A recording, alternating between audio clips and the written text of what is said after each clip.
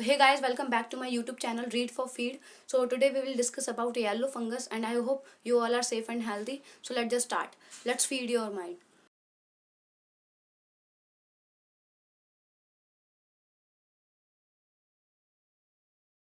White and black fungus के बाद एक और नई फंगस का स्वागत करते हैं हम लोग, येलो फंगस।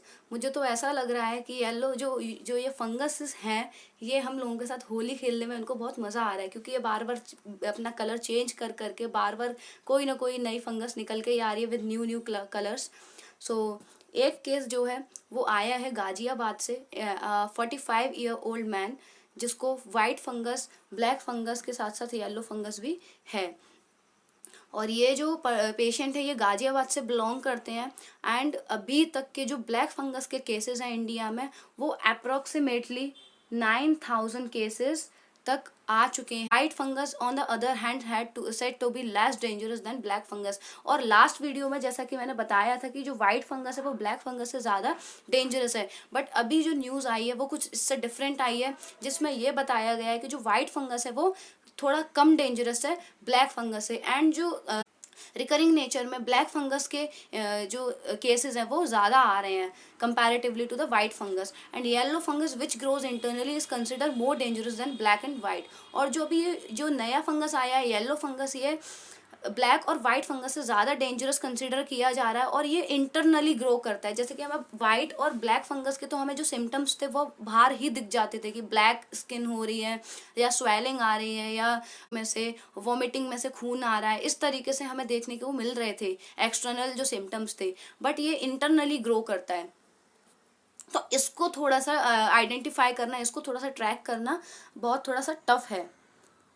इसका फर्स्ट सिम्टम्स है पस लीकेज होता है, इंटरनली हमारा जो पस लीकेज होता है, एंड डिस्टर्प्टेड डाइजेशन। और जब हमें येलो फंगस का इन्फेक्शन हो जाता है तो हमें डाइजेशन में बहुत सारी प्रॉब्लम्स आती हैं, lack of energy, lethargy and fatigue. और हमें बहुत थकावट जैसा फील होता है, एनर्जी बिल्कुल ऐसी लगती है कि बिल्कुल ही हमारे अंदर एनर्जी नहीं है, बिल्कुल बहुत ज़्यादा आलस, लेजीनेस, इस तरीके का हमें लगता है। एंड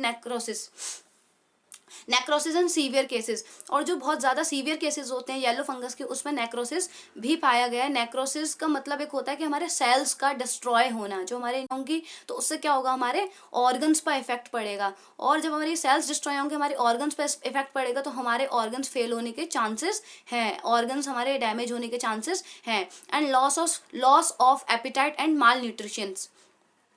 और इस फंगस के होने से क्या हो रहा है कि किसी को भूख नहीं लग रही है, भूख बिल्कुल हमारी खत्म हो जा रही है, और भूख न लगने से उनको प्रॉपर न्यूट्रिशन नहीं मिल पा रहा है। And delayed in healing of wound.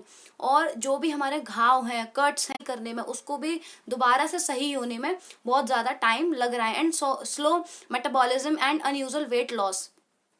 और इससे क्या हो रहा है कि हमारा अनयूजुअल वेट लॉस हो रहा है हमारा। एंड इसके अब कॉजेज क्या हैं? Now primary causes bad hygiene, सा हाइजीन लोग मेंटेन नहीं कर पा रहे हैं, and over use of asteroid antibacterial medications.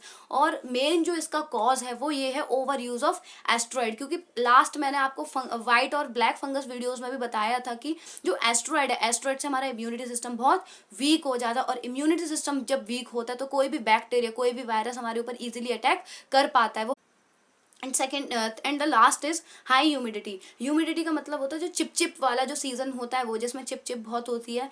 और जब हमारी ह्यूमिडिटी ज़्यादा होती है तो ये बहुत फेवरेबल कंडीशन होती है किसी भी फंगस को प्रमोट करने के लिए। और जो क्लोज्ड स्पेसेस होते हैं, मतलब बहुत ज़्यादा सफोकेशन वाले स्पेसेस होते हैं, लाइक ऑफिसेज, हाउस और पब्लिक प्लेसेस, इनका जो ह्यूमिडिटी लेवल होना चाहिए वो 30 to 40% से ज़्यादा नहीं होना चाहिए, क्योंकि जो हाई मॉइस्चर होता है वो एनवायरमेंट को प्रमोट करता है to grow of fungus. And ना उसके प्रिवेंशन क्या, अब हमने कॉजेज के भी पता कर लिया, अब हम इससे कैसे बच सकते हैं। सो हम इससे कुछ चीज़ों से ही बच सकते हैं। मेंटेन हाइजीन, फर्स्टली हमें अपनी हाइजीन को बहुत ज़्यादा मेंटेन करके रखना है। Follow proper mask mandates and keep your surroundings clean. और हमें अपने आसपास का जो सराउंडिंग्स हैं उनको क्लीन रखनी है। हमें अपने जो आसपास का एनवायरनमेंट है, हमें उसकी ह्यूमिडिटी का ध्यान रखना है कि जितनी भी प्रॉपर गाइडलाइंस दी हुई है हमारी हेल्थ से रिलेटेड, हमें उनको फॉलो करना है। If someone notice any symptoms, और अगर किसी को भी इस प्रकार के सिम्टम्स आते हैं जो कि उसके हैं, पस लीकेज, भूख ना लगना और इस तरीके की वीकनेस, आलस, कोई ऑर्गन डैमेज हो रहा है, तो इस तरीके के अगर किसी को सिम्टम्स नज़र दिखते हैं तो वो तुरंत ही डॉक्टर से कांटेक्ट करें। एंड इसका ट्रीटमेंट क्या है? इसका ट्रीटमेंट सिर्फ एक ही है, एम्फोटेरिसिन बी इंजेक्शन है एक, जो कि एक एंटी फंगल इंजेक्शन है, जो कि ऑलमोस्ट सारे फंगल इन्फेक्शन में यूज़ किया जा रहा है। Stay safe and healthy, and most importantly wear mask and stay home. Okay, thank you.